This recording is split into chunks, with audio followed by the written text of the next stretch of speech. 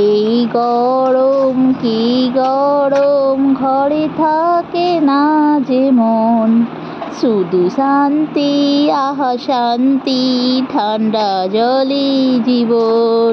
ওহ যা গরম পড়েছে না, গরমে আর একদমই থাকা যাচ্ছে না। ঠান্ডা জলই হচ্ছে সব থেকে বড় একটা অংশ, তো মানে জল খেলেই শান্তি মনে হচ্ছে। Hello guys, good morning, welcome back to my new blog. আর আমি সঞ্চিতা চলে এসেছি আপনাদের কাছে একটা নতুন ব্লগ নিয়ে। সকাল সকাল আমি করে নিলাম মাছ, আর এদিকে হচ্ছে আমার ডিমের শাকে বেগুন দিয়ে ভাজা, আর এদিকে পাট শাক। তো চলুন দেখতে থাকুন আমার ব্লগটি।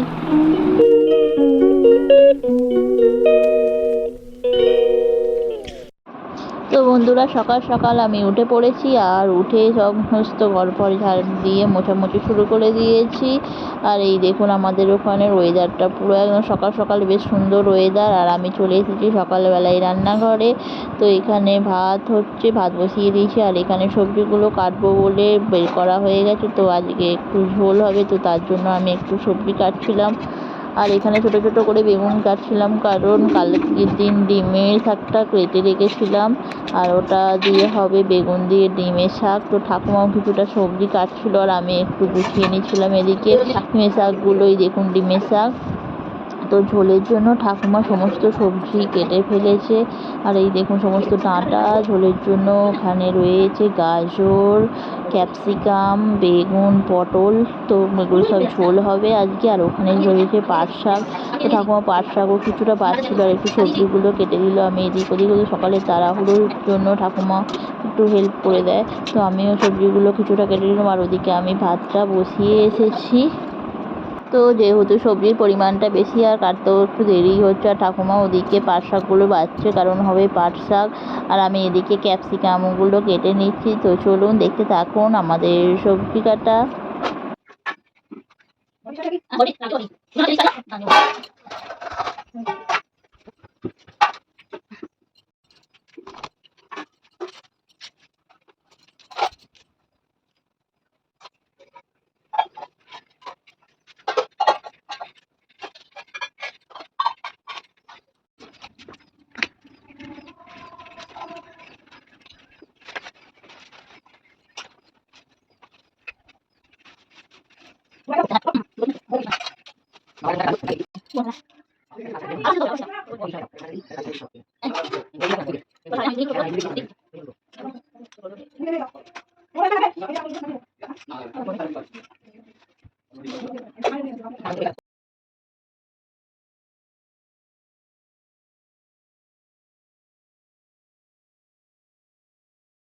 তো ওদিকে ঠাকুমা পাট শাকগুলো বাচ্চা, আমি এদিকে ঝোলের আনাজগুলো কেটে নিচ্ছি।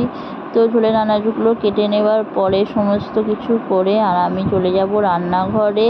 আর রান্নাঘরে ওদিকে ভাতটা বসিয়ে দিয়েছিলাম, তো ভাতটা ইতিমধ্যে আমার হয়ে গেছে।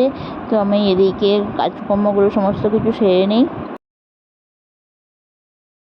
তো আমি ইতিমধ্যে সমস্ত সবজিগুলো কেটে নিয়ে চলে এসেছি। আর এই দেখতেই পাচ্ছেন এখানে রয়েছে ডাঁটা, তারপর ক্যাপসিকাম, পটল, বেগুন, আলু, আর ওদিকে রয়েছে গাজর। তো এগুলো হলো ঝোলের সমস্ত সবজি, কারণ সবজিটা একটু বেশি ছিল, তো গরমেতে সবজি ওই জন্যই ভাবলাম যে একটু ঝোল বানাবো। আর এদিকে আমার ভাতটা হয়ে গেছে, তো আমি ভাতটা এদিকে নামিয়ে দিলাম। আর ওদিকে যেহেতু গাজরগুলো একটু শক্ত, তো গাজরগুলো আর ডাঁটাগুলো একটু আমি হালকা করে সিদ্ধ করে নিই, যেহেতু আলুটা আমি আগেই সিদ্ধ করে নিয়েছিলাম। আর সিদ্ধ করে নেওয়ার পরেই তারপর আমি চাপিয়ে দেব মাছ। আর এদিকে আমার মাছটা তো এসেই গেছে, তো আমি মাছটা প্রথমে নুন আর হলুদ মাখিয়ে দেব। মাছটা ধুয়ে বাছা হয়ে গেছে, আর তো মাছটা আমি ভেজে নেব। তো চলুন দেখতে থাকুন।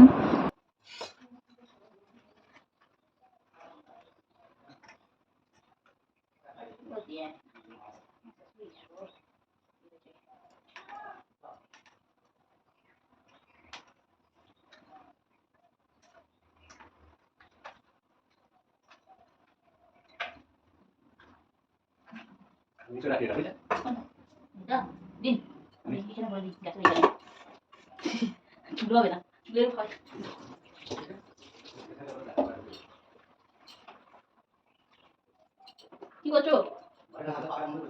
জল খাও তো ঠান্ডা। ওই ঠান্ডা জল নয়, তোমার ওই জল।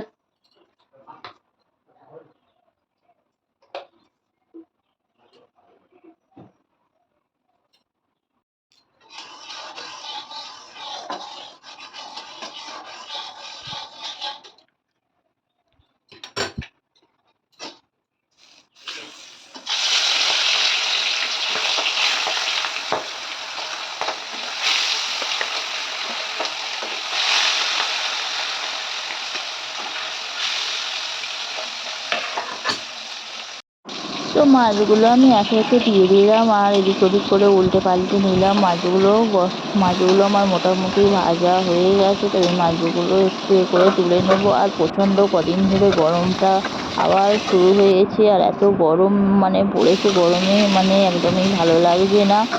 তো এদিকে আমি মাছের ঝালটা করে নেব। তো মাছের ঝালের জন্য ওদিকে টমেটো আর আদা দিয়ে দিলাম, আর দিয়ে ভালোভাবে মশলাটা কষিয়ে নেব। আর কষিয়ে নিয়ে আমি মাছের ঝালটা করে নেব।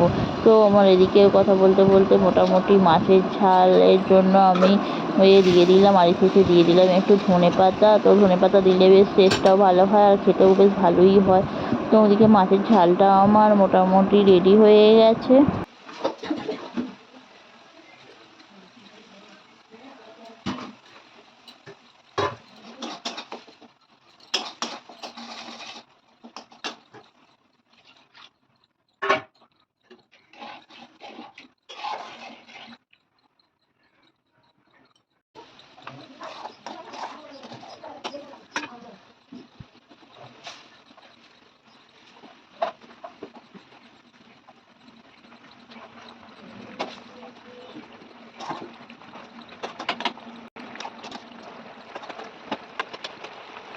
তো মাছের ঝালটা আমি নামিয়ে ফেললাম, আর নেক্সট আমি কড়ার মধ্যে তেল দিয়ে দিয়েছি।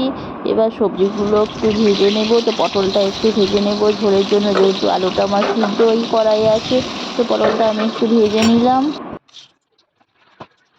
আর তারপরে আমি ঝোলের জন্য ফোড়ন দিয়ে দিলাম, একবারে ঝোলটা চাপিয়ে দিলাম, তেজপাতা লঙ্কা আর পাঁচফোড়ন দিয়ে দিলাম। আর একটু আলুটা ভেজে নেব, সাথে সমস্ত আর আদা ফাদা একবারে মশলা টশলা দিয়ে দেবো, কাঁচা লঙ্কা দিয়ে দিলাম। দিয়ে দেওয়ার পরে আমি ভালোভাবে ভাজলাম। আর এর মধ্যে ক্যাপসিকামগুলো যেহেতু নরম, তো সেগুলো ক্যাপসিকামটাও আমি দিয়ে দিলাম। আর দিয়ে দেওয়ার পরে একটু ভালোভাবে ভেজে নিলাম। ভেজে দেওয়ার পরে গাজরগুলো সমস্ত কিছু দিয়ে দিলাম। তো সিদ্ধও ছিল, গাজরগুলো হালকা একটু সিদ্ধ ছিল।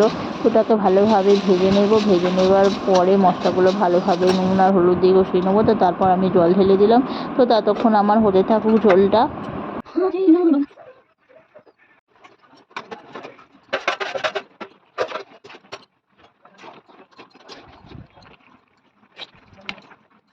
ইতিমধ্যে আমার ঝোলটা হয়ে গেছে, আর আমি ঝোলটা নামিয়ে ফেলেছি। আর এখানে ছিল সেই ডিমের শাক, আগের দিন যেটা বেছে রেখেছিলাম। তো তার আগের দিন একটু তরকারি বানিয়েছিলাম, যেহেতু কচি কচি শাক ছিল। আর আজকে একটু দেখুন বড় বড় ডাঁটা সমেত আমি ডিমের শাকটা ভেজে নেবো, যেহেতু টক গরমে টক মানে তেতো তেতো খাওয়ার প্রয়োজন আছে। তো সেই জন্য আমি একটু বেগুন দিয়ে ভাজলাম, ঠিক নিম বেগুনের মতো। আর বেগুনটা প্রথমে আমি একটু বেশ কড়ো কড়ো করে ভাজলাম। সে প্রথমের দিকে আমি ডিমের শাকটা একটু জলের মধ্যে ছিল বলে জলটা শুকনো কড়াই মেরে নিয়ে তারপর আমি ডিমের শাকটা ভাজলাম। বেশ একটু কড়ো কড়ো করে ভাজলে ভালোই লাগে। আর একটু ছিল ওদিকে মাছের মানে তেলপোটা, তো আমি তেলপোটাটা একটু ভেজে নিলাম। আর তেলটা তো নিই না, পোটাটাই নিই, আর ওটা খেতে বেশ ভালো লাগে। তো একটু তেতো ছিল, তেতোর সাথেই ভেজে নিলাম।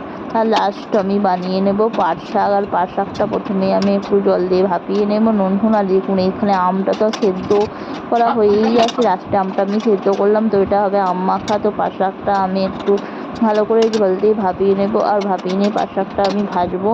তো পাট শাকটা ভাজার জন্য আমি কড়ার মধ্যে তেল দিয়ে দিয়েছি, আর দুখানা শুকনো লঙ্কা দিয়ে দিয়েছি। আর প্রথমে আমি পেঁয়াজগুলো আর সাথে দিয়ে তো একটু রসুন বাটা আছে মানে থেতো করা আছে, তো ওটা দিয়ে ভালো করে পেঁয়াজটা আমি লাল লাল করে ভাজবো। আর লাল লাল করে ভাজার পর আমি পাট শাকটা দিয়ে দেবো। তো দেখি ততক্ষণে আমার পেঁয়াজটা ভাজা হয়ে যাক, আর একটু লাল লাল হয়ে গেলেই আমি পাট শাকটা দিয়ে দেবো। তো বন্ধুরা, এটাই ছিল আজকের আমাদের দুপুরের খাবার। তো আমার ভিডিওটি কেমন লাগলো, ভিডিওটি ভালো লাগলে লাইক করবেন, শেয়ার করবেন অ্যান্ড কমেন্ট করবেন। তো দেখা হবে তো পেঁয়াজটা আমার ভাজা হয়ে গেছে, আর তার মধ্যে আমি পাট শাকটা দিয়ে দেবো। আর পাট শাকটা দিয়ে ভালোভাবে নেড়ে চেড়ে যাতে লালাটা একটু শুকিয়ে যায়। তো পাট শাকটা তারপর আমি ভেজে নেব। তো পাট শাক আমার রেডি হয়ে গেছে।